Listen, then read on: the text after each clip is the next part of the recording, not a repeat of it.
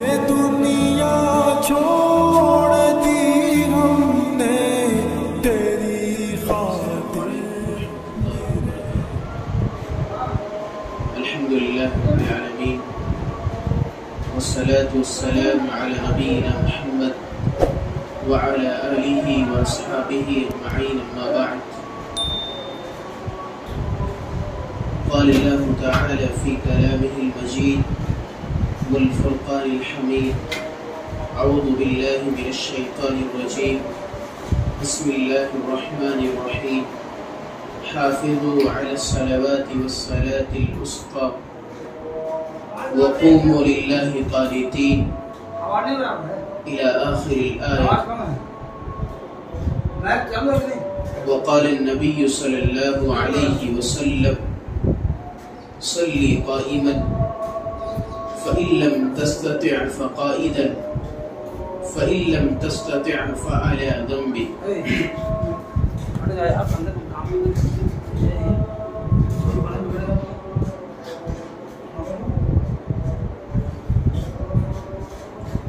محترم حاضرین اور پیاری ماؤں اور بہنوں،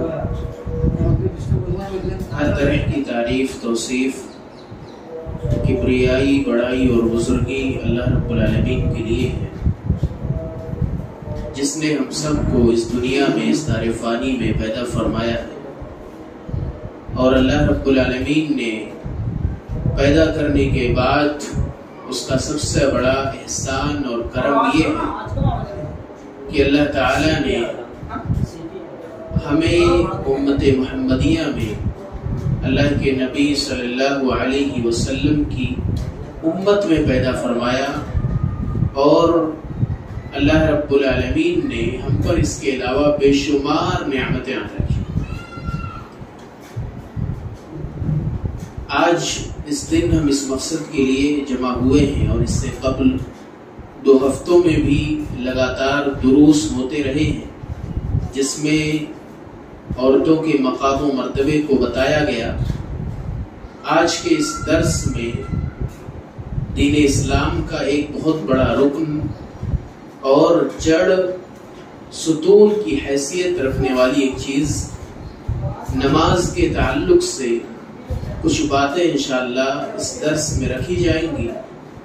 اللہ رب العالمین سے دعا ہے کہ اللہ رب العالمین ہم سب کو جو بھی باتیں اس درس میں بتائی جائیں ان تمام باتوں پر عمل کرنے کی توفیق دے۔ محترم حضرات، اللہ رب العالمین نے دین اسلام کے اندر ہم تمام مسلمانوں پر، مومنوں پر نماز کو فرض کیا، نماز کو دین اسلام کا ایک رکن قرار دیا، اور قرآن مجید کی بے شمار ایسی آیتیں جس میں اللہ رب العالمین نے لوگوں کو نماز پڑھنے کا حکم دیا۔ لیکن سب سے پہلے ہم اور آپ یہ جانیں گے کہ نماز کی تاریخ کیا ہے، نماز کی ہسٹری کیا ہے، نماز کیسے فرض ہوئی اور کتنی رکعت فرض ہوئی اور کس پر فرض ہوئی، یا اس کے علاوہ کیا نماز صرف امت محمدیہ پر فرض ہوئی، یا اس کے علاوہ جو پہلے کی امتیں تھیں کیا ان پر بھی نماز فرض تھی یا نہیں تھی۔ یہ ساری باتیں، اس کے علاوہ نماز کی فضیلت کیا ہے، فوائد کیا ہے، اہمیت کیا ہے، ہمیں نماز کی پابندی کیوں کرنی چاہیے، نماز ہمارے لیے کیوں ضروری ہے، نماز اور مسلمان ایک دوسرے سے لازم ملزوم جڑے ہوئے کیوں ہیں، یہ ساری باتیں انشاءاللہ بتائی جائیں۔ سب سے پہلے ہم اور آپ یہ جانتے ہیں کہ نماز کسے کہتے ہیں۔ نماز عربی زبان میں اسے صلاۃ کہا جاتا ہے، اور صلاۃ کا معنی دعا کے ہوتے ہیں، یعنی دعا کرنا۔ اور شریعت میں اگر دیکھیں تو نماز کا مطلب ہوتا ہے ایک ایسی عبادت جو مخصوص افعال کے ساتھ مخصوص اوقات میں انجام دی جاتی ہے، جس کے اندر کرنا ممنوع ہے بلکہ حرام ہے، جس کی شروعات تکبیر تحریمہ سے ہوتی ہے اور اختتام خاتمہ جو ہوتا ہے وہ سلام پر ہوتا ہے۔ یہ مکمل نماز ہوا کرتی ہے جو اللہ کے نبی صلی اللہ علیہ وسلم پر فرض ہوئی، آپ صلی اللہ علیہ وسلم پر فرض کی۔ آپ صلی اللہ علیہ وسلم پر نماز کس وقت فرض ہوئی، نماز کا حکم کیا ہے، جب ہم ان چیزوں کو دیکھیں گے تو یقیناً ہمیں نماز کی اہمیت کا اندازہ ہوگا اور پتہ چلے گا کہ نماز فرض ہونے کا اصل مقصد کیا تھا۔ اللہ رب العالمین نے نماز کو کیوں فرض کیا، جب ہم اس کے پیچھے بیک گراؤنڈ دیکھیں گے، کن حالات میں، کن اوقات میں نماز فرض ہوئی تو ہمیں بہت اچھی طرح سے واضح ہو۔ سب سے پہلے ہم دیکھیں گے اللہ کے نبی صلی اللہ علیہ وسلم کے بارے میں۔ مکہ کے اندر پیدا ہوتے ہیں، اللہ کے نبی صلی اللہ علیہ وسلم کو جب 40 سال کے ہوتے ہیں اللہ رب العالمین نبوت دیتے ہیں، آپ کو نبی بنایا جاتا ہے، اور اس کے بعد اللہ کے نبی صلی اللہ علیہ وسلم دعوت کا آغاز کرتے ہیں۔ 3 سال تک اللہ کے نبی صلی اللہ علیہ وسلم نے خفیہ طور پر دعوت دی، اور اس کے بعد اعلانیہ طور پر دعوت دینے کا اعلان کیا، لوگوں میں اپنی دعوت کو ظاہر کیا، بتلایا کہ میں اللہ کا رسول ہوں، اللہ کا نبی ہوں، اور ہمیں یہ چیزیں کرنی چاہیے جو اس وقت اخلاقی بیماریاں تھیں، جو زمانے جاہلیت کے اندر جو غلطیاں تھیں، ان کو اللہ کے نبی صلی اللہ علیہ وسلم نے بیان کیا، واضح کیا۔ لیکن تمام کے تمام لوگ اللہ کے نبی صلی اللہ علیہ وسلم کے مخالف ہو گئے، نافرمان ہو گئے۔ بہت کم ہی لوگ ایسے تھے جو اللہ کے نبی صلی اللہ علیہ وسلم کی باتوں کو جنہوں نے تسلیم کیا، مانا۔ اللہ کے نبی صلی اللہ علیہ وسلم اپنی اس دعوت کو لے کر طائف جاتے ہیں کہ چلو مکہ والوں نے نہیں مانا، قریش نے نہیں مانا، ٹھیک ہے، لیکن ہم دوسری جگہ جاتے ہیں دعوت کرنے کے لیے۔ طائف ایک مقام ہے جو پہاڑیوں کے بیچ میں آتا ہے۔ اللہ کے نبی صلی اللہ علیہ وسلم وہاں دعوت و تبلیغ کے لیے جاتے ہیں۔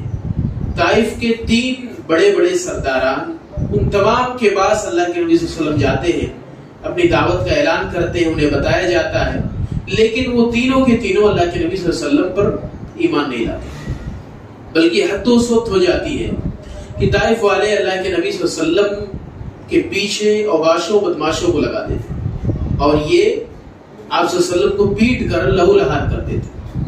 اللہ کے نبی صلی اللہ علیہ وسلم مکہ والوں سے مایوس ہو گئے۔ اللہ کے نبی صلی اللہ علیہ وسلم مکہ میں خوب دعوت دی، لیکن کئی لوگوں نے، بہت کم ہی لوگوں نے قبول کیا، اکثر لوگوں نے قبول نہیں کیا۔ طائف گئے، وہاں بھی لوگوں نے ایکسپٹ نہیں کیا، قبول نہیں کیا۔ اب آگے چلتے ہیں، اللہ کے نبی صلی اللہ علیہ وسلم کے زمانے میں وہ سال بھی آیا آپ کی زندگی میں کہ آپ کی بیوی حضرت خدیجہ رضی اللہ تعالیٰ عنہ، ان کی وفات ہو گئی۔ حضرت خدیجہ ایسی تھی جو اللہ کے نبی صلی اللہ علیہ وسلم کو نبوت مل جانے کے بعد سب سے زیادہ اگر کسی نے تسلی دی تھی، اطمینان دیا تھا، سکون دیا تھا، تو حضرت خدیجہ تھی۔ آپ صلی اللہ علیہ وسلم کو ہر طرح سے سمجھاتی تھی، آپ صلی اللہ علیہ وسلم کو سنبھالا تھا۔ اس کے علاوہ آپ صلی اللہ علیہ وسلم کے چچا ابو طالب، ان کا بھی انتقال اسی سال ہو جاتا ہے۔ آپ صلی اللہ علیہ وسلم مکہ والوں کو دعوت دے کر تھک چکے ہیں، خوب دعوت دی لیکن کوئی قبول نہیں کر رہا ہے۔ طائف گئے تھے، وہاں بھی لوگوں نے آپ صلی اللہ علیہ وسلم کو مارا پیٹا۔ آپ صلی اللہ علیہ وسلم کے چچا ابو طالب، آپ کی بیوی خدیجہ کا انتقال ہوگا۔ یہ 3 حالات ایسے تھے جو آپ صلی اللہ علیہ وسلم کے ساتھ پیش آئے، اور ایک آدمی جو اپنے خاندان کو دعوت دے کر تھک چکا ہو، خاندان والے اس کے مخالف ہوں، نافرمان بن گئے ہوں، اسے ہر طرح سے ستاتے ہوں، تکلیف دیتے ہوں، اور دوسری طرف باہر بھی کوئی لوگ ایسے نہیں ہیں جو اس کی باتوں کو مان رہے ہوں، اور ساتھ میں گھر میں جو سپورٹ تھا آپ صلی اللہ علیہ وسلم کے ساتھ حضرت خدیجہ کا اور ابو طالب کا، وہ بھی ختم ہو گیا۔ گویا کہ آپ صلی اللہ علیہ وسلم بالکل اکیلے ہیں، غم کی حالت میں ہیں، تکلیف کی حالت میں ہیں، اور اسی وقت میں اللہ رب العالمین آپ صلی اللہ علیہ وسلم کو اسراء اور معراج کرواتے ہیں۔ اسراء اور معراج کروایا جاتا ہے، اور آپ صلی اللہ علیہ وسلم کو بیت المقدس میں تمام انبیاء کرام کا امام بنایا جاتا ہے کہ آپ صلی اللہ علیہ وسلم تمام انبیاء کے امام ہیں، اور وہاں آپ صلی اللہ علیہ وسلم تمام انبیاء کو امامت کراتے ہیں۔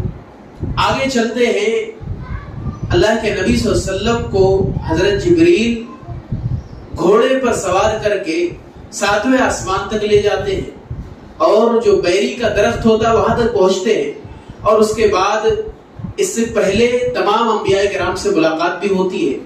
حضرت آدم علیہ السلام، ادریس علیہ السلام، ہارون علیہ السلام، موسیٰ علیہ السلام، ابراہیم علیہ السلام، ان تمام انبیاء کرام سے اللہ کے نبی صلی اللہ علیہ وسلم کی ملاقات ہوتی ہے اسراء اور معراج. حضرت موسیٰ علیہ السلام سے بھی ملاقات ہوتی ہے، اللہ کے پاس جاتے ہیں. اللہ رب العالمین تحفے میں آپ کو سب سے پہلے نماز عطا کرتے. 50 وقت کی نماز تھی جو اللہ رب العالمین نے اللہ کے نبی صلی اللہ علیہ وسلم کو دیا اور کہا یہ آپ کی امت کے لیے تحفہ ہے، آپ کی امت کو اسے پڑھنا ہوگا. اور یاد رہنا چاہیے کہ شروع میں نماز جو فرض ہوئی تھی وہ 4 رکعت نہیں فرض ہوئی تھی، بلکہ 2 رکعت تھی. اس وقت 2 رکعت فرض ہوئی تھی اور 50 وقت کی نماز فرض تھی. اللہ کے نبی صلی اللہ علیہ وسلم کو ساتھ میں یہ بھی تحفہ دیا گیا کہ آپ کی امت کے جو کبیرہ گناہ ہوں گے، جو لوگ بڑے گناہ کرتے ہیں، بہت بڑے بڑے گناہ کرتے ہیں، ان کی معافی ہوگی. تیسرا تحفہ یہ دیا گیا کہ سورہ بقرہ کی جو آخری 2 آیتیں آمن الرسول سے لے کر اخیر تک، سورت کے اختتام تک، انتہا تک جو 2 آیتیں ہیں وہ بھی اسراء اور معراج میں تحفے میں دی گئی. گویا کہ اسراء اور معراج میں 3 تحفے دیے گئے، نماز کا، کبیرہ گناہوں کی معافی کا، اور تیسری چیز سورہ بقرہ کی آخری 2 آیتیں. یہ 3 چیزیں اللہ رب العالمین نے اللہ کے نبی صلی اللہ علیہ وسلم کے حوالے کیا اور آپ صلی اللہ علیہ وسلم سب کو لے کر آنے لگے. جب 6 آسمان پر پہنچے موسیٰ علیہ السلام کے پاس تو موسیٰ علیہ السلام نے پوچھا کہ یہ نبی محمد صلی اللہ علیہ وسلم یہ بتائے کہ اللہ تعالیٰ نے آپ کو کس لیے بلایا تھا، کیوں بلایا تھا اللہ تعالیٰ. انہوں نے کہا اللہ رب العالمین نے ہمیں یہ چیزیں دی. 50 وقت کی نماز کا بھی بتایا کہ اللہ تعالیٰ نے میری امت پر 50 وقت کی نماز فرض کی. موسیٰ علیہ السلام نے کہا کہ نہیں، یہ بہت زیادہ، 50 وقت کی جو نماز ہے یہ بہت زیادہ ہے اور آپ کی امت یہ پڑھ نہیں سکیں گے. 50 وقت کی نماز نہیں پڑھ سکیں گے آپ کی امت. حضرت موسیٰ نے کہا کہ آپ واپس جائیں اللہ کے پاس اور اللہ سے سفارش کریں کہ یہ جو تعداد ہے وہ کم کر دے، جو گنتی ہے 50 کی وہ کم کی جائے. اللہ کے نبی صلی اللہ علیہ وسلم واپس گئے، اللہ رب العالمین کے پاس واپس گئے اور اس کے بعد بتایا کہ میری امت اتنا نہیں پڑھ سکتی ہے، آپ کچھ کم کر دیں. اللہ رب العالمین نے 5 وقت کی نماز کم کر دی. کہا جاؤ 45 وقت کی نماز ہے، جاؤ اتنا لے کر اور آپ کی امت اتنی پڑھے. موسیٰ علیہ السلام کے پاس پھر سے گزر ہوا، پھر سے وہی سوال. موسیٰ نے کہا نہیں، 45 تو بہت زیادہ ہے، واپس جاؤ اپنے رب کے پاس. اللہ کے نبی صلی اللہ علیہ وسلم پھر سے جاتے ہیں، تقریباً 9 مرتبہ، ہر بار 5 وقت کی نماز اللہ رب العالمین کم کرتے گئے. اللہ رب العالمین اور موسیٰ علیہ السلام کے بیچ میں 9 مرتبہ اللہ کے نبی صلی اللہ علیہ وسلم چکر لگاتے رہے اور نمازیں کم کروانے کے لیے اپنے امتیوں کے لیے آپ صلی اللہ علیہ وسلم جاتے رہے بار بار. جب آخری مرتبہ اللہ رب العالمین نے کہا کہ ٹھیک ہے، آپ کی امت پر 5 وقت کی نماز ہم فرض کرتے ہیں، لیکن ان 5 وقت کی نمازوں کا ثواب 50 وقت کی نماز کے برابر.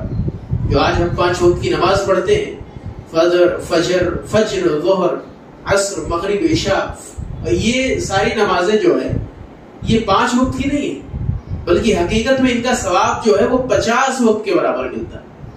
اور یہی اللہ رب العالمین نے اللہ کے نبی صلی اللہ علیہ وسلم سے کہا کہ آپ کو 50 وقت کے ثواب ملے گا، لیکن 5 وقت کی اگرچہ آپ پڑھیں. اللہ کے نبی صلی اللہ علیہ وسلم یہ تحفہ لے کر آنے لگتے ہیں. موسیٰ علیہ السلام کہتے ہیں کہ نہیں، 5 وقت کی بھی بہت زیادہ ہے. یہ جو 5 وقت کی نماز اللہ تعالیٰ نے آپ کو دی ہے یہ بھی بہت زیادہ ہے.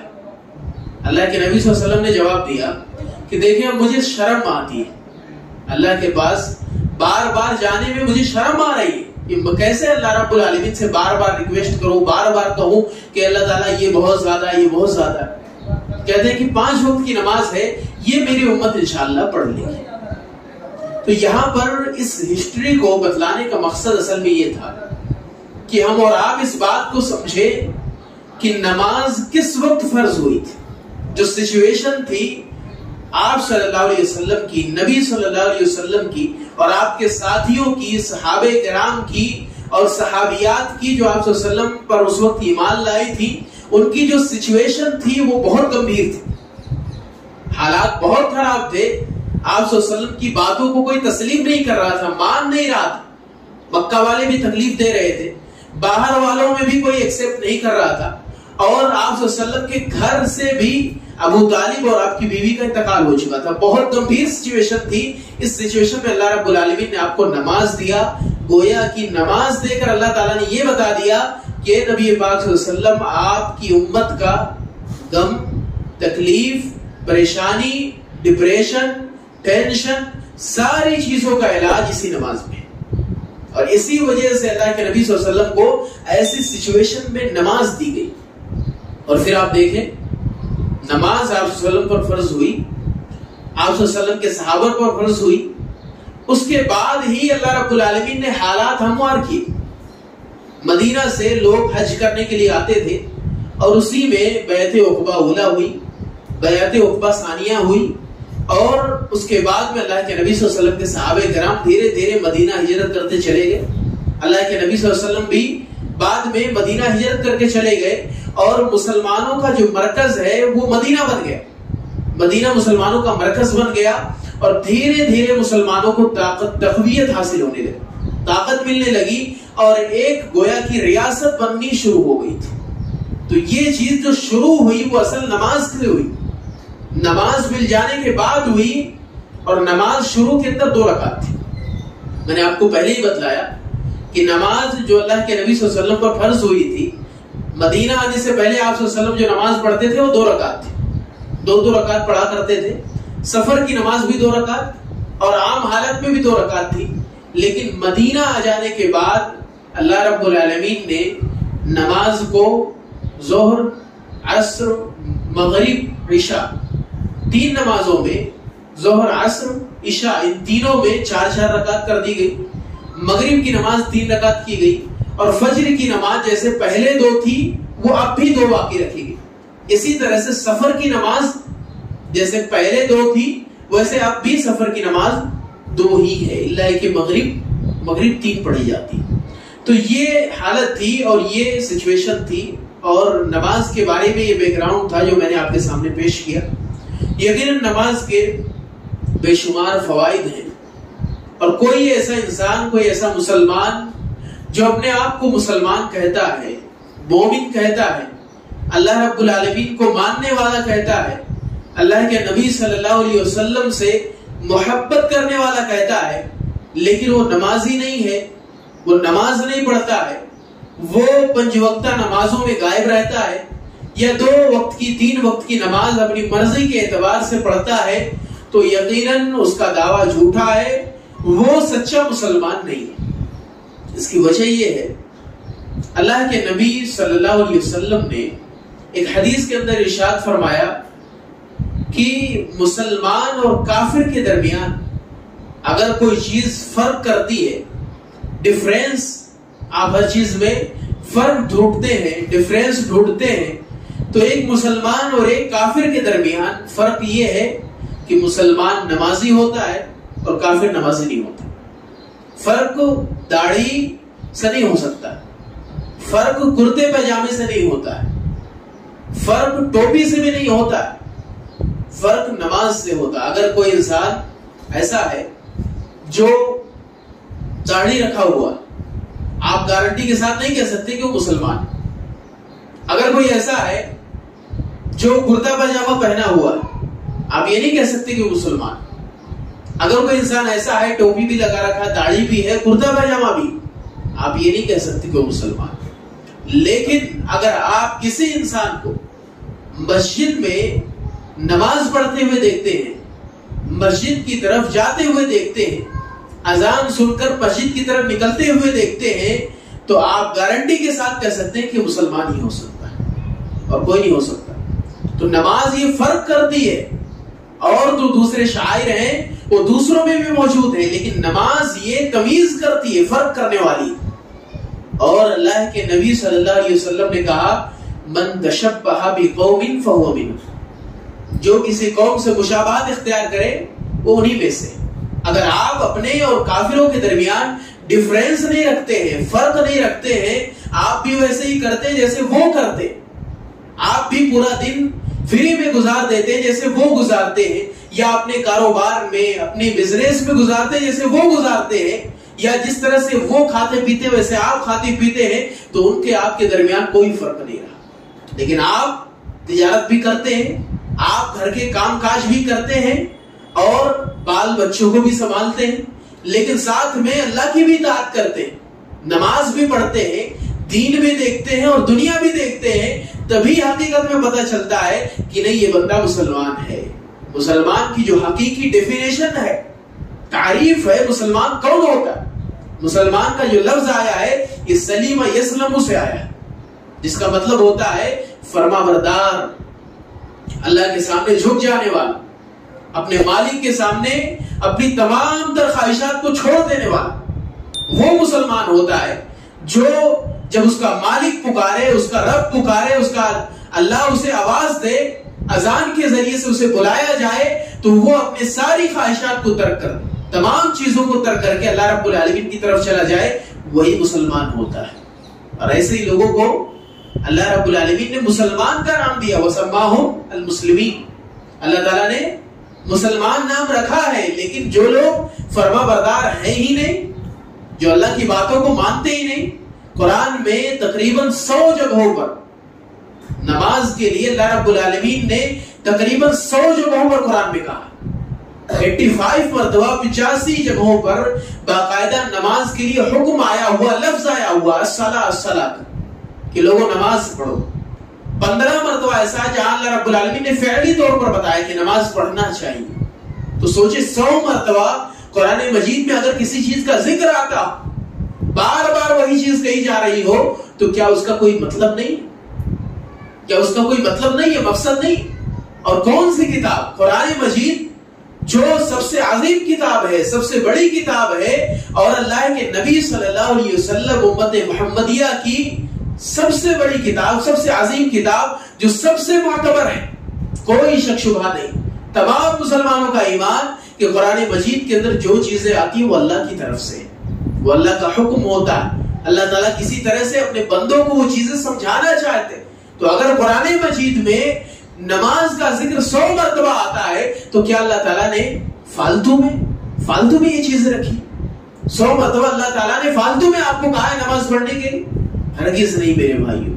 آپ کے رب کا، آپ کے معبود کا، آپ کے اللہ کا جو فرمان ہے، جو حکم ہے، وہ یقیناً یہ چاہتے ہیں کہ آپ نماز پڑھیں۔ اور یہ اپنے دماغ سے نکال دیجئے، کئی لوگوں کے ذہن میں یہ بات ہوتی ہے کہ ہم نماز پڑھتے ہیں تو گویا کہ اللہ رب العالمین کا فائدہ کر رہے ہیں۔ ہرگز نہیں، آپ نماز اللہ کے لیے یا اللہ رب العالمین کو فائدہ دینے کے لیے آپ نہیں پڑھتے، اللہ کے لیے تو پڑھتے ہیں، اللہ ہی کے لیے نماز ہو سکتی، کسی اور کے لیے نہیں۔ لیکن آپ یہ سوچیں کہ اپنی نماز سے اللہ کو فائدہ دے رہے، اللہ رب العالمین کا کچھ فائدہ ہونے والا ہے، یا اگر آپ نماز نہیں پڑھیں گے تو اللہ رب العالمین کا کچھ کم ہو جائے گا؟ ایسا کچھ بھی نہیں۔ اللہ رب العالمین کو آپ کی نماز کی ضرورت نہیں ہے، بلکہ آپ کو اللہ رب العالمین نے جو نماز فرض کی ہے اس کی ضرورت ہے۔ آپ کو ضرورت ہے کہ آپ نماز پڑھیں تاکہ آپ نیک بن سکیں، آپ کے لیے جنت کے جو راستے ہیں وہ ہموار ہو سکیں۔ بارہا یہ بات کہی جاتی ہے کہ نماز یہ دین اسلام کا رکن ہے۔ رکن کسے کہتے ہیں؟ کھمبا، ستون، یہ رکن کہلاتا ہے۔ مثال کے طور پر ایک گاڑی ہے، 4 ویلر گاڑی، اس کے 4 پہیے ہوتے ہیں۔ نماز 4 ویلر کا جو رکن ہوگا آپ اسے کہیں گے، پہیوں کو رکن کہیں گے، کیونکہ وہ بنیادی حیثیت رکھتا ہے۔ اگر ایک پہیا بھی نکل گیا تو گاڑی نہیں چل سکتی، یہی ہے۔ تو جس چیز پر جو سامان بالکل ٹکا ہوا ہوتا ہے اسے کہتے ہیں رکن، کہ اس کے بغیر کام نہیں چل سکتا۔ اگر ایک پہیا نکل گیا تو گاڑی نہیں چل سکتی۔ اسی طرح سے اسلام جس کے 5 ستون ہیں، 5 استمبھ ہیں، ان میں ایک نماز ہے۔ اگر آپ نماز نکال دیتے ہیں تو کیا آپ کا اسلام باقی رہے گا؟ کیا ایک پہیے کے بغیر گاڑی چل سکتی ہے؟ نہیں چل سکتی۔ تو کیا ایک ستون نکالنے کے بعد آپ مسلمان رہ گئے؟ کیا آپ کے پاس اسلام کا کچھ حصہ باقی رہا؟ بالکل نہیں۔ تو سمجھنے کی ضرورت ہے کہ یہی ستون ہوتا اصل، جو عمارت کھڑی ہوتی ہے، جو بلڈنگ کھڑی ہوتی ہے، سب سے پہلے اس کی بنیاد کو مضبوط کیا جاتا ہے. کیوں کیا جاتا ہے؟ کہ کہیں یہ عمارت دھس نہ جائے، گر نہ جائے. بالکل اسی طرح سے اسلام کی جو عمارت ہے وہ بنتی ہے انہی 5 ستونوں پر. شہادت اللہ الہ الا اللہ وان محمد رسول اللہ. پہلے گواہی دینا آپ کو کہ اللہ رب العالمین حقیقی معبود ہے، کوئی اس کے سوا معبود نہیں، اس کے سوا کوئی معبود نہیں، محمد صلی اللہ علیہ وسلم اللہ کے رسول ہے. دوسرا اقام الصلاۃ، نماز قائم کریں. ایتاء الزکاۃ، زکات ادا کریں. صوم رمضان، رمضان کا روزہ رکھیں. وحج بیت اللہ، بیت اللہ کا، خانہ کعبہ کا حج کریں اگر آپ کے پاس طاقت ہے. تو یہ 5 استمبھ ہے، 5 ستون ہے. اگر آپ 5 میں سے کسی ایک کو نکال دیتے ہیں، مثال کے طور پر آپ نے نماز کو نکال دیا، تو آپ کی گاڑی نہیں چل سکتی. لہذا اس چیز کو سمجھنے کی ضرورت ہے. یہ بارہا بیان کیا جاتا ہے. محترم سامعین، اسی طرح سے نماز کی بے شمار اہمیتیں ہیں، اور اللہ کے نبی صلی اللہ علیہ وسلم نے معاذ بن جبل رضی اللہ تعالیٰ عنہ کو جب یمن کی طرف بھیجا تھا انہیں دعوت و تبلیغ کے لیے، تو انہیں حکم دیا تھا کہ یمن والے اہل کتاب ہیں، اگر تم یمن والوں کے پاس دعوت و تبلیغ کے لیے جا رہے ہو تو سب سے پہلے جس چیز کی طرف تم انہیں بلاؤ گے وہ توحید کا اقرار، یعنی وہ ایک اللہ رب العالمین کی عبادت کو ایکسپٹ کر لی. اور اس کے بعد دوسری چیز ہوگی نماز کی طرف بلانا، اور انہیں بتلانا ہے کہ اللہ رب العالمین نے دن میں 5 مرتبہ آپ پر نماز فرض کی. یہ آپ صلی اللہ علیہ وسلم نے حکم دیا تھا. آپ دیکھیں کئی ایسی عبادتیں ہیں جو آپ کے پاس بعض دفعہ وہ ختم ہو جاتی ہے، آپ کو نہیں کرنا ہوتا. مثال کے طور پر آپ اگر بیمار ہیں، روزے کے اندر رخصت ہے، آپ بیمار ہیں، بعد میں روزہ رکھ لیجئے، چھوڑ دیجئے کچھ دیر کے لیے، کچھ دنوں کے لیے. رمضان کا مہینہ جب ختم ہو جائے اس کے بعد آپ روزہ رکھ لیجئے. یہ رخصت دی ہے اللہ رب العالمین نے رمضان کے مہینے. آپ مسافر ہیں، سفر کی حالت میں ہیں، اللہ رب العالمین نے آپ کو رخصت دی ہے کہ آپ رمضان ختم ہو جانے کے بعد میں آپ روزہ رکھ لیں. اسی طرح سے اگر آپ کے پاس پیسے نہیں ہیں، طاقت نہیں ہے، اللہ رب العالمین نے کہا جب آپ کے پاس طاقت ہوگی تب آپ پر حج فرض ہے. ایسا نہیں ہے کہ ایک مڈل کلاس کا آدمی ہے، اس کے پاس طاقت نہیں ہے، وہ آنے جانے کا خرچہ برداشت نہیں کر سکتا ہے، اس کے باوجود بھی اسے حج کرنا، ایسا نہیں کہا گیا. اگر آپ کے پاس طاقت ہے تو حج کرنا. رمضان کا روزہ بھی اگر بیمار پڑ گئے، یا اس کے علاوہ حائضہ عورتیں ہیں، مرضعات دودھ پلانے والی ہیں، یا اس کے علاوہ کسی بھی طرح کی کوئی بیماری ہے، تو ایسی صورت میں اللہ تعالیٰ نے رخصت دی ہے کہ تکلیف ہو رہی ہے تو آپ کو روزہ نہیں رکھنا ہے. تو رمضان میں بھی رخصت، اور اس کے علاوہ حج میں بھی رخصت ہے. زکوٰۃ اگر آپ پر فرض نہیں ہوا، مثال کے طور پر سونا ہے یا چاندی ہے جو اس کا نصاب ہے 85 گرام ہونا چاہیے آپ کے پاس سونا، لیکن آپ کے پاس 75 ہے یا 70 ہے، تو فرض نہیں ہوا، آپ کو زکوٰۃ نہیں دینا. یہ 3 چیزیں ہوئی جو آپ اگر نہیں بھی کریں گے تو چلے گا، لیکن اس کے احوال ہیں. لیکن آپ یہ بتا دیں کہ نماز کی کبھی بھی رخصت نہیں. آپ نے کبھی بھی کسی بھی حدیث میں ایسا کچھ سنا ہو کہ اللہ کے نبی صلی اللہ علیہ وسلم نے رخصت دی ہو کسی کو نماز کے لیے، یا کہا ہو کہ آپ نماز نہ پڑھیں؟ ہرگز نہیں. نماز ہر حالت میں پڑھنا، کوئی ایسی حالت ہے ہی نہیں کہ آپ کو نماز نہیں پڑھنا. اللہ یہ کہ جو حائضہ عورتیں ہوتی ہیں ان کو اللہ رب العالمین نے اپنی طرف سے رخصت دی کہ وہ نماز نہیں پڑھیں گی. لیکن بقیہ جو حالات ہیں ان حالات میں کبھی بھی آپ کو رخصت نہیں. اگر آپ بہت زیادہ بیمار ہیں، آپ کھڑے نہیں ہو سکتے، کھڑے ہونے کی طاقت نہیں ہے، اللہ کے نبی صلی اللہ علیہ وسلم نے کہا صلی قائما، کھڑے ہو کر نماز پڑھیں. فَإِن لَمْ تَسْتَطِعْ، اگر کھڑے ہو کر نماز پڑھنے کی طاقت نہیں ہے، فَقَاعِدًا، تو بیٹھ جائیں، بیٹھ کر نماز پڑھیں. لیکن نماز آپ کو پڑھنا ہے. اگرچہ آپ بیٹھ کر پڑھتے ہیں لیکن نماز پڑھنا. آپ کے پاس اتنی بھی طاقت نہیں، چلیے بیٹھنے کی بھی طاقت نہیں آپ کے پاس، آپ کا جسم اتنا کمزور ہو چکا ہے کہ بیٹھنے کی طاقت نہیں. اللہ کے نبی صلی اللہ علیہ وسلم نے کہا کہ آپ لیٹ کر نماز پڑھیں، آپ لیٹ کر نماز پڑھیں. فعلی جنب، پہلو کے پر نماز پڑھیں، اشاروں پر نماز پڑھیں، اشاروں کے ساتھ نماز پڑھیں. یہ سارے حالات آئے.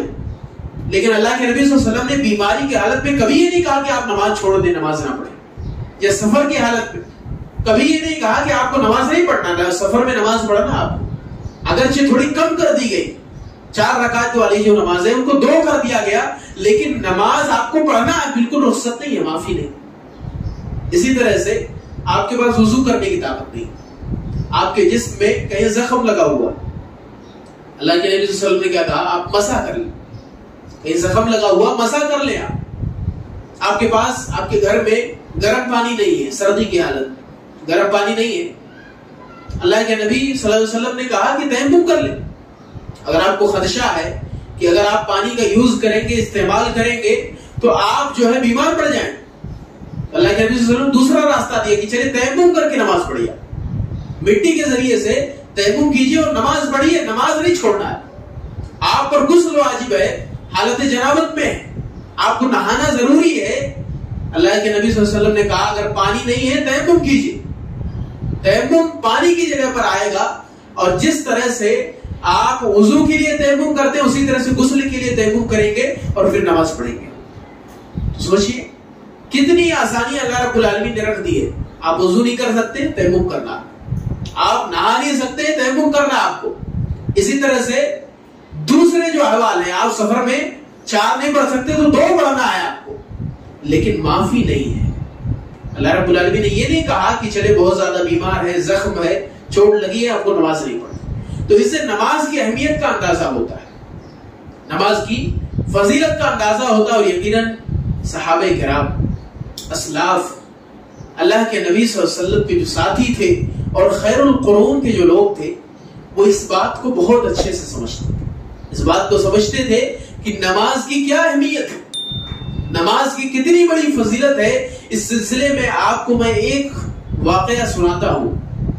حضرت عمر فاروق رضی اللہ تعالیٰ عنہ، عمر فاروق رضی اللہ تعالیٰ عنہ یہ صحابی رسول ہیں اللہ کے نبی صلی اللہ علیہ وسلم کے، اور ان کا مقام و مرتبہ پوری دنیا کے اندر آپ یہ سمجھیں کہ صحابہ میں ان کا مقام و مرتبہ دوسرے نمبر پر آتا ہے۔ اللہ کے نبی صلی اللہ علیہ وسلم کے بعد صحابہ میں پہلا درجہ، پہلا مقام ابو بکر صدیق کا، دوسرا مقام حضرت عمر فاروق رضی اللہ تعالیٰ عنہ۔ سن 13 ہجری کے اندر حضرت عمر فاروق رضی اللہ تعالیٰ عنہ خلیفہ بنتے ہیں، امیر المومنین بنتے ہیں، اور سن 23 ہجری کے اندر 23 ہجری کے اندر عمر فاروق رضی اللہ تعالیٰ عنہ کی شہادت ہو جاتی ہے۔ شہادت کا جو اصل واقعہ ہے وہی نماز سے ریلیٹڈ ہی ہے۔ آپ دیکھیں گے عمر فاروق رضی اللہ تعالیٰ عنہ کو جس شخص نے شہید کیا، ابو لولو فیروز، یہ مغیرہ بن شعبہ کا غلام تھا جس نے عمر فاروق رضی اللہ تعالیٰ عنہ کو شہید کیا۔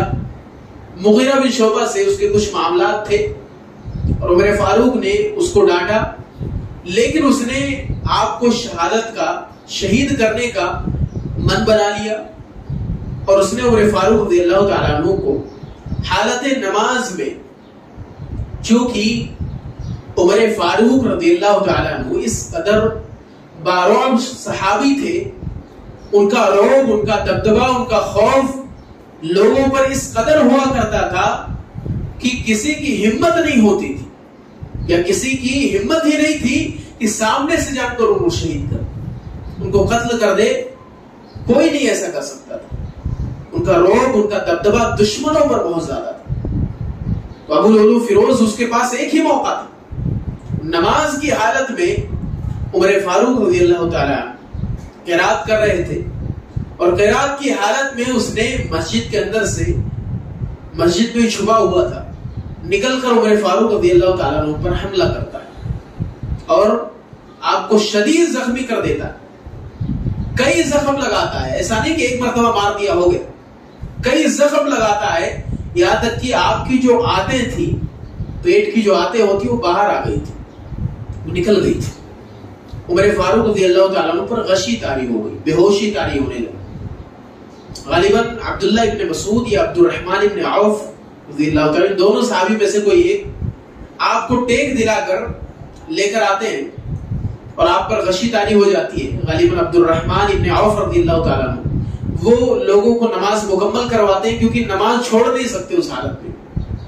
عمر فاروق رضی اللہ تعالیٰ عنہ پر حملہ ہو گیا ہے، لیکن نماز تو مکمل کرنی تھی۔ جو نماز پڑھ رہے تھے صحابہ فجر کی، نماز مکمل کرنی تھی، تو غالباً عبد الرحمن ابن عوف نے یہ نماز مکمل کرائی، اور اس کے بعد ابو لولو فیروز کو بھی پکڑا گیا، اس نے کئی اور صحابہ کو بھی شہید کیا، اور اخیر میں اس پر کسی نے ایک کمبل ڈالا، اور جب اسے یہ معلوم ہو گیا کہ میں پکڑا جاؤں گا تو اس نے خود اپنے اوپر حملہ کر لیا اور اپنے آپ کو ہی ختم کر لیا، قتل کر لیا۔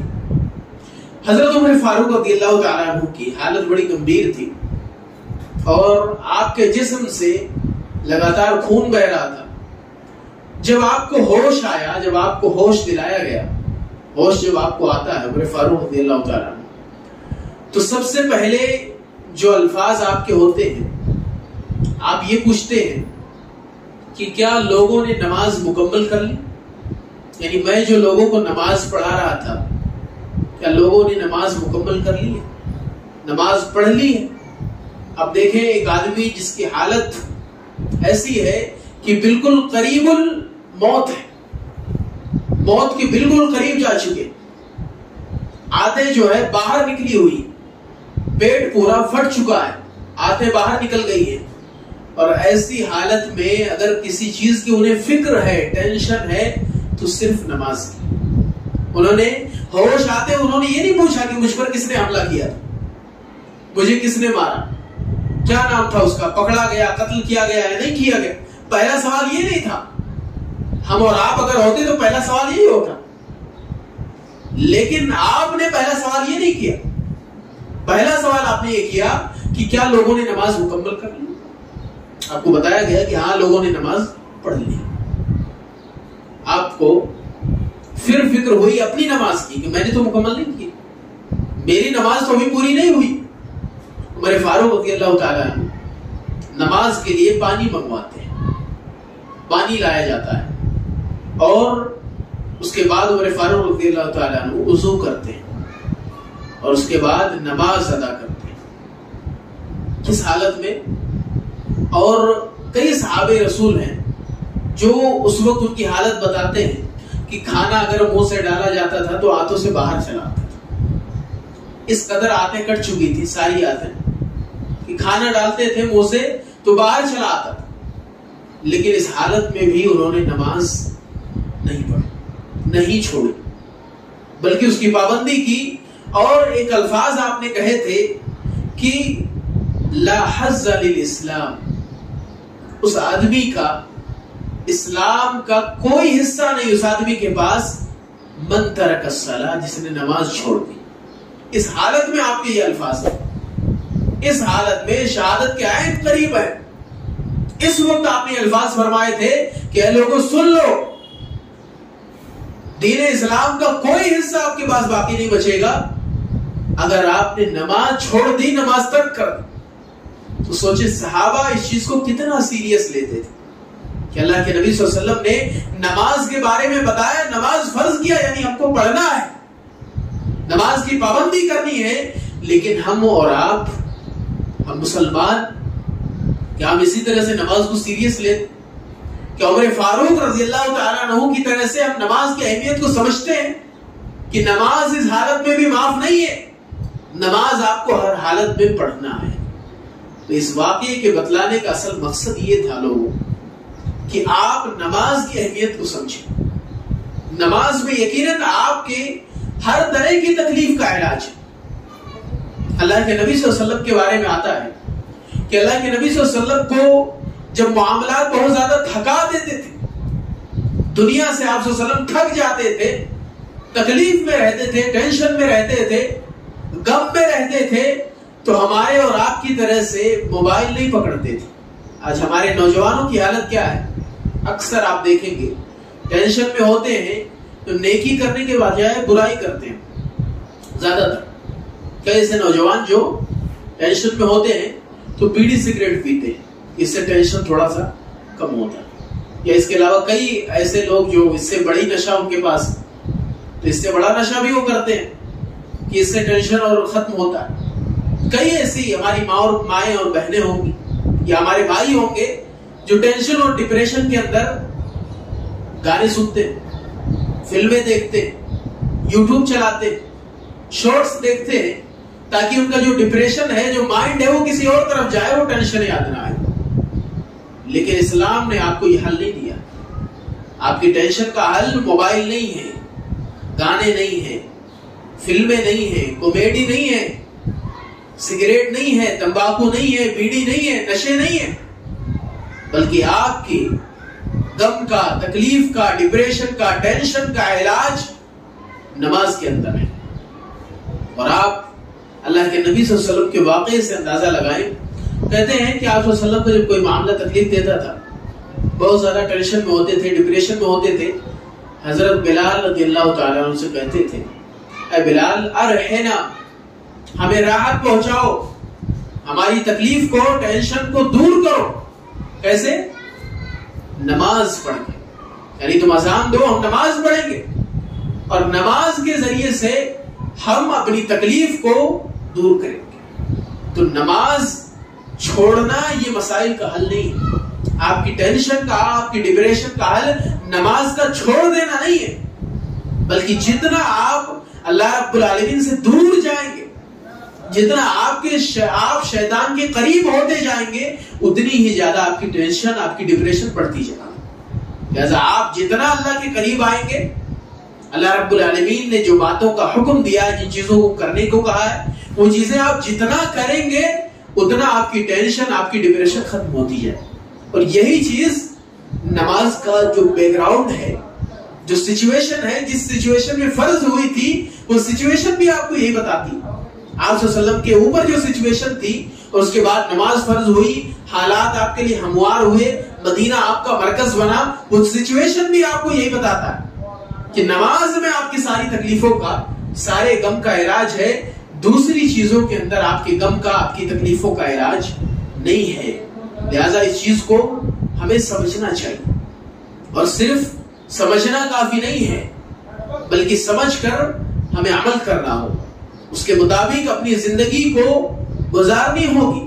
لیکن بہت سے ایسے نوجوان یا ہماری مائیں اور بہنیں جو تقریریں سن کر، خطبے سن کر اپنے آپ سے عہد کر لیتی ہیں، وعدہ کر لیتے ہیں کہ ہم انشاءاللہ نماز پڑھیں گے، لیکن یہ جوش، یہ جذبہ جو ہے 1-2 دن تک رہتا ہے، 1-2 دن تک رہتا ہے بس. اس کے بعد جب آپ کو یہ خطبہ سنے ہوئے، یہ تقریر سنے ہوئے 1 ہفتہ گزر جاتا ہے، 1 مہینہ گزر گیا، آپ پھر سے اپنی پہلی حالت پر چلے آتے ہیں، پھر سے اپنی پہلی حالت پر چلے آتے ہیں، اور پھر سے نمازوں کو ترک کر دیتے ہیں. اور پھر جب کبھی آپ کو نصیحت کی جاتی ہے، واعظ کیا جاتا ہے، تقریر کی جاتی ہے، اس بارے میں بتایا جاتا ہے، پھر سے آپ کے اندر جذبہ پیدا ہوتا ہے. تو یہ جو آپ کی حالت ہے کہ آپ بار بار گناہ کی طرف پلٹ کر جا رہے ہیں، آپ بار بار یہ بھول جاتے ہیں نماز کی کتنی اہمیت ہے، کتنی فضیلت ہے. اس کے کئی وجوہات ہو سکتے ہیں. ان میں پہلی وجہ یہ ہے کہ آپ دعاؤں کا اہتمام نہیں کرتے، آپ دعائیں نہیں پڑھتی. نماز کے بعد جو اللہ رب العالمین نے آپ کو دعائیں سکھلائی ہیں، ان دعاؤں کا آپ یا تو اہتمام نہیں کرتے، یا آپ کی نمازیں جو اللہ کے نبی صلی اللہ علیہ وسلم کا سنت طریقہ ہے اس کے مطابق آپ کی نمازیں نہیں ہوتی، یا آپ کی نماز تو ہوتی ہے، آپ نماز پڑھتے ہیں، لیکن نماز کے اندر خشوع و خضوع نہیں اختیار کرتے. آپ صرف نماز پڑھتے ہیں، آپ کا جسم ہوتا ہے، آپ کی جو روح ہوتی ہے وہ نماز کے اندر موجود نہیں ہوتی، آپ کا دماغ نماز کے اندر موجود نہیں ہوتا ہے.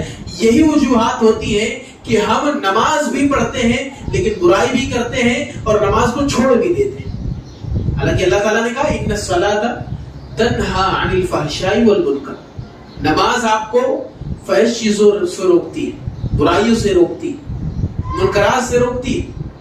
لیکن یہ سوال پیدا ہوتا لوگوں کے ذہن میں کہ بھئی ہم نمازی ہیں، نماز پڑھتے ہیں، پھر بھی برائی کرتے ہیں. اور اگر ایک انسان اطاعت کرتا ہے تو مزید اسے اطاعت کی توفیق ملنی چاہیے.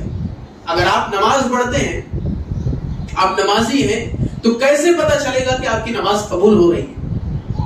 یا آپ اس اطاعت پر، اس نماز پر جمے رہیں گے، ڈٹے رہیں گے، کیسے؟ وہ پتہ اس وقت چلے گا، نماز کی قبولیت کا پتہ اس وقت چلے گا جب آپ کی اطاعت کے بعد آپ نے اطاعت کی اللہ کی، آپ نے فرما برداری کی، اس فرما برداری کے بعد مزید آپ کو توفیق مل رہی، مزید فرما برداری کی توفیق مل رہی ہے، اور آپ کا من کر رہا، آپ کا دل چاہ رہا ہے کہ میں اور اللہ کی اطاعت کروں، اور اس کی فرما برداری کروں، اور نیکیاں کروں، اور نمازیں پڑھوں، لوگوں کے ساتھ بھلائیاں کروں.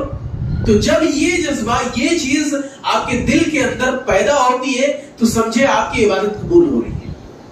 لیکن آپ نماز پڑھتے ہیں، لیکن آپ کے دل کے اندر، آپ کے من کے اندر اطاعت کا جذبہ نہیں آتا ہے کہ ہم اطاعت کریں گے، فرما برداری کریں گے، اللہ رب العالمین کی جو بھی احکامات ہیں ان پر عمل کریں گے، جذبہ آپ کے اندر نہیں آتا ہے تو مطلب آپ کی عبادت قبول نہیں ہوئی.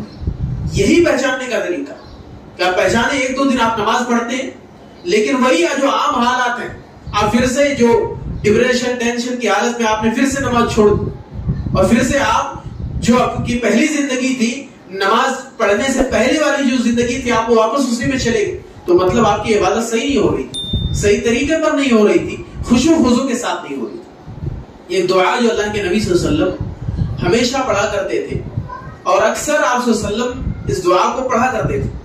کئی صحابیات، امہات المومنین، کئی ایسی آپ صلی اللہ علیہ وسلم کی بیویاں جو اس بات کو بتلاتی ہیں حدیث کے اندر کہ آپ صلی اللہ علیہ وسلم اس دعا کو کثرت سے پڑھتے.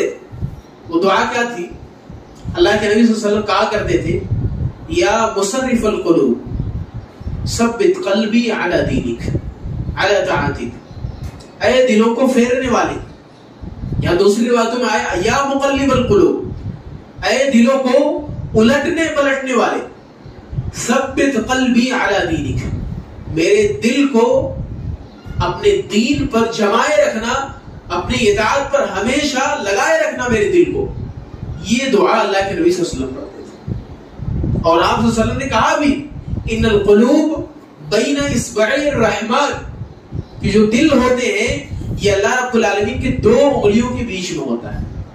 اللہ رب العالمین یصرفھا کیف یشاء، اللہ جیسے چاہے اس کو گھما سکتا ہے، چاہے تو اطاعت پر لگائے، چاہے تو نافرمانی پر لگائے. لیکن اگر آپ اللہ سے دعا کرتے ہیں یا مصرف القلوب ثبت قلبی علی دینک، آپ کے دل کے اندر یہ جذبہ موجود ہے کہ میں اللہ سے دعا کر رہا ہوں کہ اے اللہ مجھے نماز پڑھنی ہے، مجھے نماز کا عادی بنا دے، نماز کو میری زندگی سے جوڑ دے، لازم ملزوم کر دے.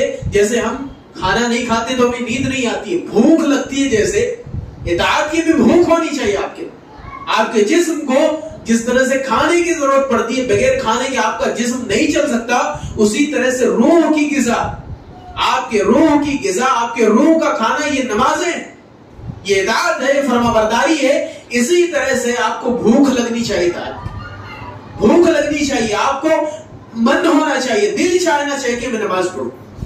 زبردستی والی چیز نہیں ہونی چاہیے. آپ کے دل جو ہے زبردستی بہت مشکل سے مان رہا ہے اطاعت کو کرنے کے لیے، تو گویا کہ آپ بالکل، آپ کے دل پر سیاہ جنگ لگ چکا ہے، آپ کا دل بالکل کالا ہو چکا ہے، زنگ لگ گیا اس پہ، اور اس وجہ سے آپ کا دل اطاعت کی طرف نہیں آ رہا. لیکن جیسے جیسے آپ اپنی گناہوں سے توبہ کرتے رہیں گے، اگر آپ پہلے جو آپ کی زندگی ہے، اگر گناہوں والی زندگی ہے، نماز سے پہلے آپ بہت زیادہ نافرمان تھے، تو سب سے پہلے آپ کو کرنا یہ ہے کہ توبہ کرنی ہے اللہ سے. کیونکہ اگر آپ دیکھیں کہ کوئی ایسا کاغذ جس پر پہلے سے کچھ لکھا ہوا، کوئی کاغذ ہے، ایک پیج ہے، کاپی کے اندر ایک پیج ہے، اس پر کچھ پہلے سے لکھا ہوا، پہلے سے کچھ اس پر لکھا ہوا. اگر ہم یہ چاہیں کہ اس پیج پر کچھ نئی چیز واپس سے لکھیں تو کیا کرنا ہوگا؟ اس پیج پہ جو لکھی ہوئی چیزیں ان کو مٹانا ہوگا. اس پیج پر جو آپ نے لکھا ہے، اگر آپ نے پینسل سے لکھا ہے تو آپ ربڑ کا یوز کریں گے، ربڑ سے اس کو مٹائیں گے. اگر آپ نے پین کا یوز کیا ہے تو ایسی صورت میں وائٹنر کا یوز کریں گے آپ، اور وائٹنر کے ذریعے سے وہ ساری چیزیں آپ مٹائیں گے، اور تبھی آپ نئی چیز لکھ سکتے ہیں. بالکل اسی طرح سے اپنے آپ کو آپ سمجھیے، اپنی زندگی کو سمجھیے کہ آپ کی نماز سے پہلے والی اگر زندگی گناہوں سے بھری ہوئی تھی تو گویا کہ آپ کی جو دل ہے، اس دل پر کئی چیزیں لکھی جا چکی ہیں پہلے سے. تو اس کو صاف کیسے کرنا ہے؟ توبہ سے. توبہ کرنا ہے آپ، لگاتار جو استغفار ہے، استغفر اللہ کے جو الفاظ ہیں وہ آپ کو پڑھتے رہنے. استغفر اللہ، اس کے علاوہ سبحان اللہ، الحمدللہ، جو بھی دعائیں آپ کو جو بھی آتا ہے وہ آپ کو پڑھتے رہنا استغفار کی جتنے کلمات ہو سکتے.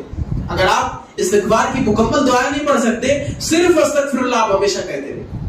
اور جب آپ کا یہ دل مکمل طور سے صاف ہو جائے, گناہ جو ہوں گے وہ مٹ جائیں گے, تب یہ اطاعت واپس اس دل پر چڑھے گی. جیسے آپ نئی چیز آپ کو لکھنا ہو تو پہلے مٹائیں گے پھر لکھیں گے, اسی طرح سے پہلے گناہوں کو مٹانا ہے. جو آپ نے نافرمانیاں کی ہیں اس کو مٹانا ہے پہلے, اور اس کے بعد اطاعت کو, فرما برداری کو اپنے دل پر حاوی کرنا ہے, اس کو چڑھانا ہے. تب آپ کا دل کرے گا نماز پڑھنے کا, تب آپ کا دل کرے گا کہ آپ اللہ کی فرما برداری کریں. تبھی ایسا ہوتا ہے کہ اگر آپ نماز نہیں پڑھتے تو آپ کا دل بے چین ہو جائے, آپ کا دل بے چین ہو جائے گا. جیسے آپ کھانا نہیں کھاتے تو آپ کو نیند نہیں آتی ہے, اسی طرح سے آپ نماز نہیں پڑھیں گے تو آپ کو چین نہیں آئے گا, نیند نہیں آئے گی. اس کی وجہ یہ ہے مزہ آنا چاہیے. آپ کی جو گناہوں والی زندگی ہے وہ ختم ہونی چاہیے.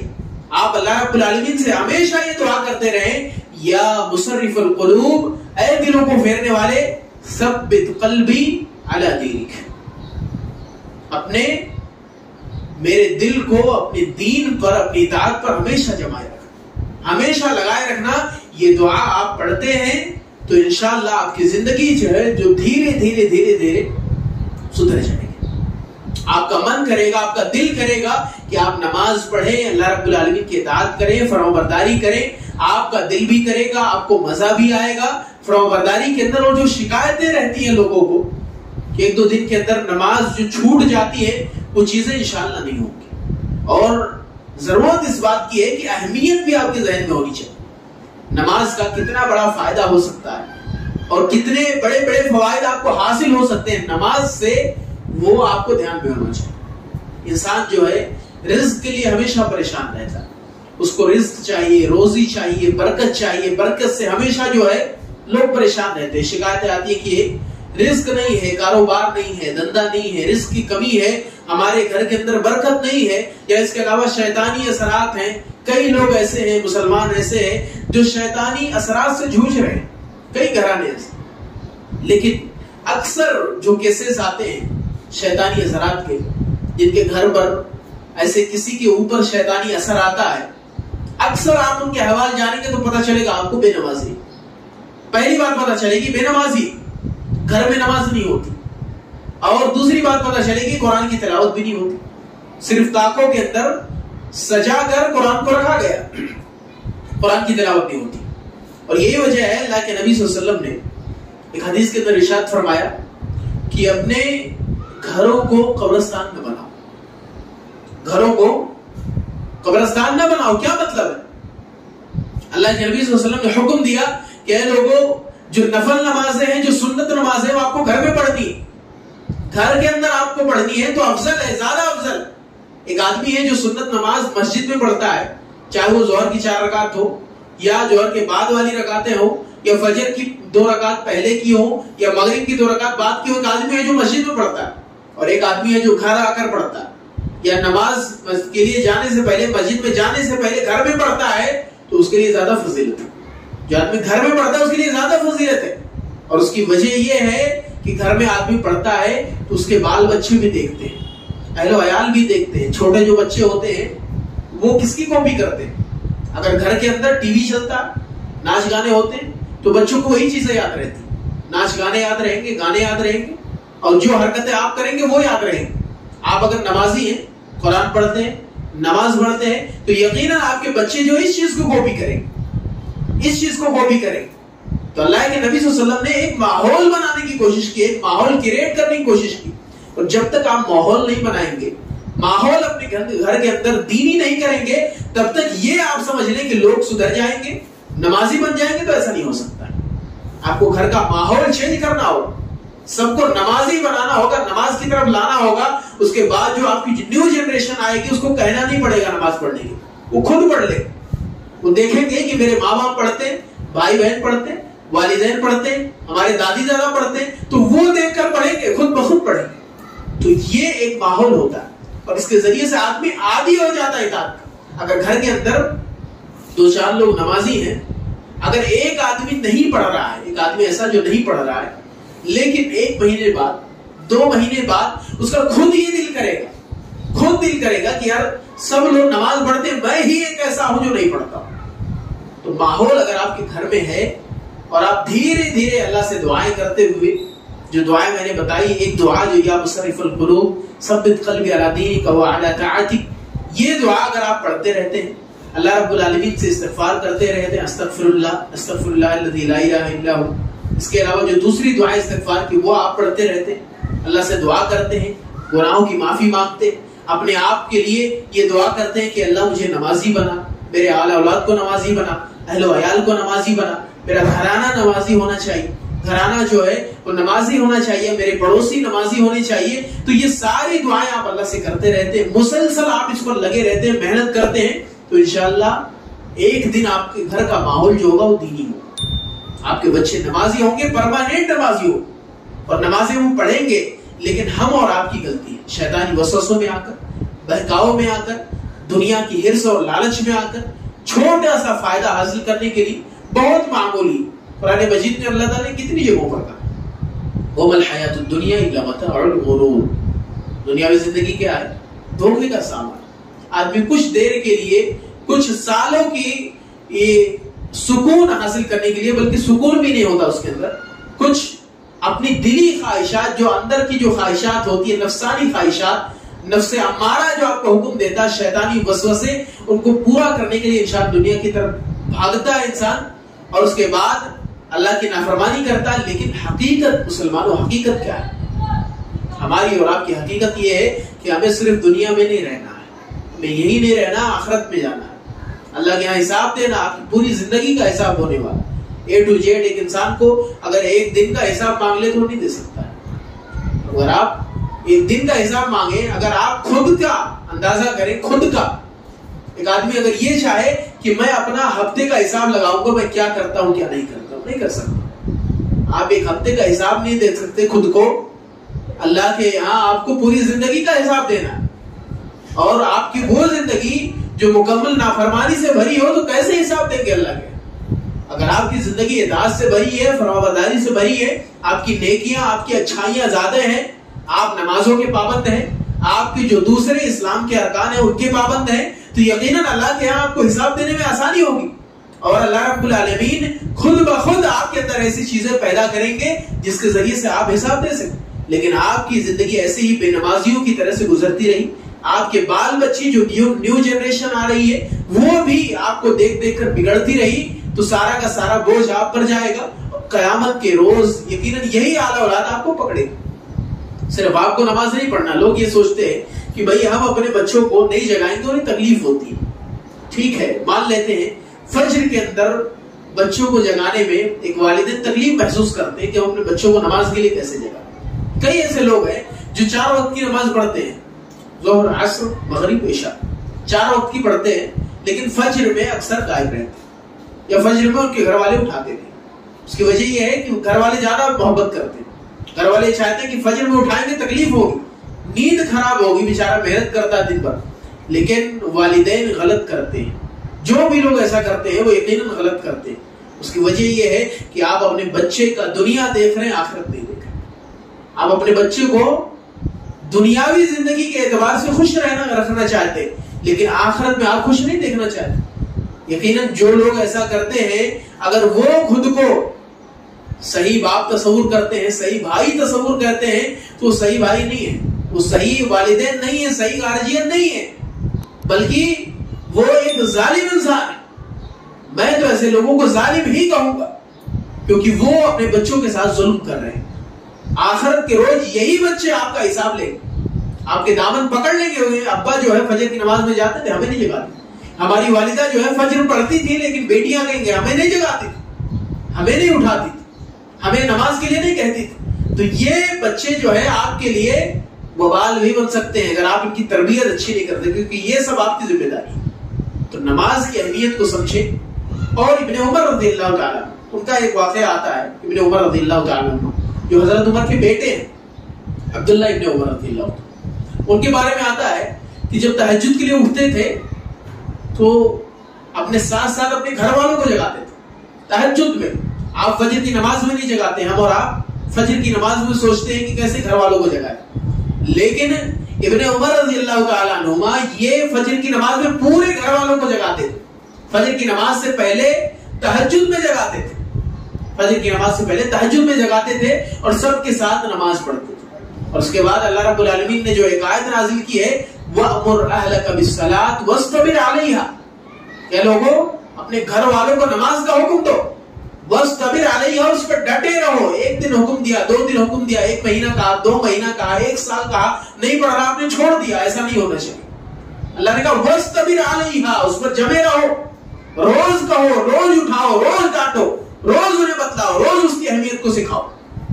ابن عمر رضی اللہ تعالیٰ عنہ یہ آیت ہمیشہ جو اپنے پورے گھر والوں کو ڈانٹتے تھے اس کے بعد یہ آیت پڑھتے تھے. مقصد یہ تھا کہ لوگوں نماز کتنا اہم ہے آپ کے گھر والوں کے لیے، آپ کی فیملی کے لیے. جو دوسرے آپ رجحانات دنیاوی اعتبار سے دیکھتے ہیں، دوسری چیزوں کو آپ گھر والوں کے لیے مہیا کرتے ہیں، لے کر آتے ہیں، اسی طرح سے اس چیز کو بھی ایڈ کر لیجیے. نماز بھی آپ کو سب سے پڑھوانا ہے، تبھی آپ کی زندگی بہتر ہو سکتی ہے. اور یہی مسلمانوں نماز کی حقیقت ہے. جب تک آپ نماز کی اہمیت نہیں سمجھیں گے، حقیقت نہیں سمجھیں گے، سچویشن نہیں سمجھیں گے، نماز کا استعمال آپ کو کیسے کیسے کرنا ہے، نماز کے ذریعے سے آپ کو کیا کیا چیزیں حاصل ہو سکتی ہے، رزق میں جو کمیاں ہیں، کاروبار میں جو گراوٹ ہے، ڈپریشن ہے، ٹینشن ہے، اور اس کے علاوہ دیگر چیزیں ہیں، شیطانی اثرات ہیں، یہ نماز سے ختم ہوتے ہیں. اکثر نمازوں سے شیطانی اثرات ختم ہو جاتے ہیں. لہٰذا اس چیز کی ضرورت ہے. میں اخیر میں اللہ رب العالمین سے دعا کروں گا کہ الہ العالمین ہم تمام مسلمانوں کو نمازی بنا. الہ العالمین ہمیں جو لوگ نماز نہیں پڑھتے ہیں، بے نمازی ہیں، اور اگر ہمارے آل اولاد، ہمارے بال بچے بے نمازی ہیں، الہ العالمین تو تمام لوگوں کو نمازی بنا. الہ العالمین تو ہمیشہ ہم سب کو، تمام مسلمانوں کو اپنی اطاعت پر، اپنی فرمانبرداری پر جمائے رکھ.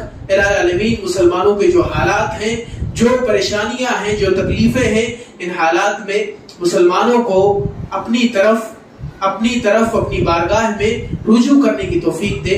آمین. تقبل یا رب العالمین. اقول قولی ھذا استغفر اللہ لی ولکم ولسائر المسلمین.